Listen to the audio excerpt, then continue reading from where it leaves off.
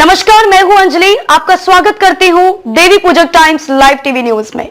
आइए रुक करते हैं आज की प्रमुख खबर। बुल्ढाना सीट विधान परिषद और बीएमसी चुनाव पर भी विवाद।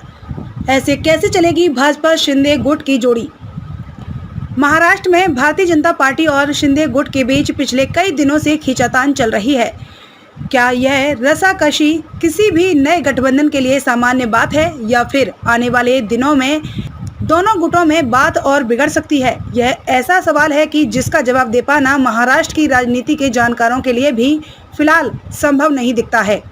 इस गठबंधन में भले ही एकनाथ शिंदे मुख्यमंत्री बने हों, लेकिन भाजपा ही फ्रंट फुट से खेलती नजर आ रही है। महाराष्ट्र भाजपा अध्यक्ष चंद्रशेखर बावनकुले ने हाल ही में कहा था कि राज्य के अगले मुख्यमंत्री देवेंद्र फडणवीस होंगे। इस बयान के एक दिन बाद ही बीजेपी ने बुल्ढाना लोकसभा सीट से चुनाव लड़ने का ऐलान कर दिया। प्रताप जाधव फिलहाल यहां से सांसद हैं और शिंदे खेमे में आने वाले शिवसेना के 12 सांसदों में से एक हैं। केंद्रीय श्रम मंत्री और भाजपा के राष्ट्रीय महासचिव भूपेंद्र यादव जल्द ही बुल्ढाना निर्वाचन क्षेत्र का दौरा कर सकते हैं। बुल्ढाना उन 16 निर्वाचन क्षेत्रों में से एक है जिन पर भाजपा की विशेष नजर है।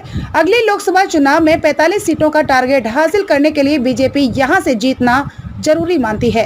वहीं शिंदे कैंप के नेताओं का मानना है कि बावनकुले ने उनसे बातचीत किए बिना ही बुल्ढाना को लेकर इतनी बड़ी घोषणा कर दी। ऐसे में गठबंधन के बीच बात बिगड़ भी सकती है। राज्य में विधान परिषद की सीटों के बंटवारे को लेकर भी भाजपा और शिंदे गुट में विवाद है।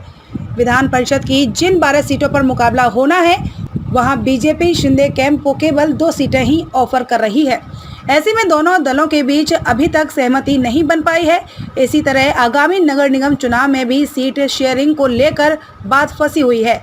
शिंदे की मांग है कि नगर निगम चुनावों में उसे कम से कम भाजपा के बराबर सीटें मिले, अगर अधिक नहीं दे सकते तो। हालांकि ऐसा होता नजर नहीं आ रहा है।